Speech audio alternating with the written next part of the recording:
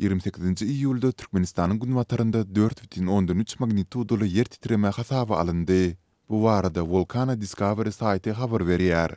Soňky aýlarda Balkan vilayatynda bu hili hadiselerin köpelmegi ýyllar arasynda huwatirlaryň artmagyna sebäp bolýar.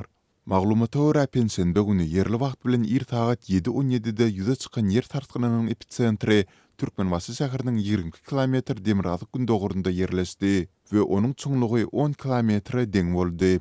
Azatlyk radiosynyň Balkandaky habarçysy munyň netijesinde Türkmenbaşy şäherinde entek Sowet döwründe gurulan panel jaýlarynyň ensemesinde jaýryklaryň emele gelendigini aýtdy. Soňky aýlarda Türkmenistanyň günbatar tewitlerinde bir näçe yer sarsgyny hasaba alındy. Mundan bir aý ozal, ýagny 20 iýunda Türkmenbaşy şäherinde 4,16 bal derejesinde yer titreme bolupdy. Birleşen Ştatlaryň Geologiýa barlygy merkeziniň maglumatyna görä, sonda yer titremäniň merkezi we ojagy Balkanyň Bereket tewitiniň 74 km gün ortasynda, 12,1 km çuňlukda yerleşipdi. Ýa-da 2000-nji ýylyň 6-njy dekabrynda gurrun gidýän Bereket, ozalky ady Gazanjyk obasynda güýçli yer titreme netijesinde onlarça bina weýran bolupdy.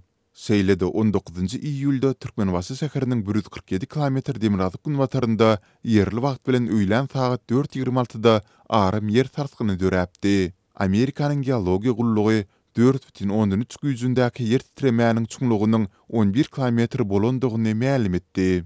Türkmen häkimetleri 28 iýulda ýüze çykan yer titreme bilen birlikde adatça bolşýaly ýurtda bolýan tebigy bakçylyklar olaryň ila titrýän täsirleri barada habar bermekden ýyllar boýy saklanyp gelýärler. Habarçylarymyz ýurdun günbatar tewitlerinde yer sarsgynlarynyň ýygjymlaşmagy we bu barada häkimetleriň ilaty habarly etmezligi adamlaryň arasyndaky huwatirlaryň hasta artmagyna sebäp bolýandygyny belleýärler.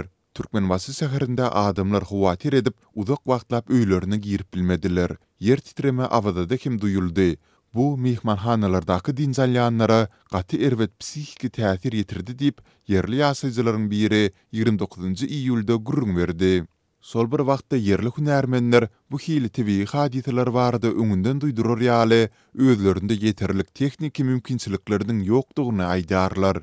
Bizde seismik datçyklar tas ýok diýen ýaly. Sol sebäpli yer sarsgynlaryny öňünden anyklamaga mümkinçiligimiz ýok. Ýogsa tewitde köp sanyny newit zawodlary, mihmanhanalardaky bar. Olary ilkinji nowatda habar berilmeli.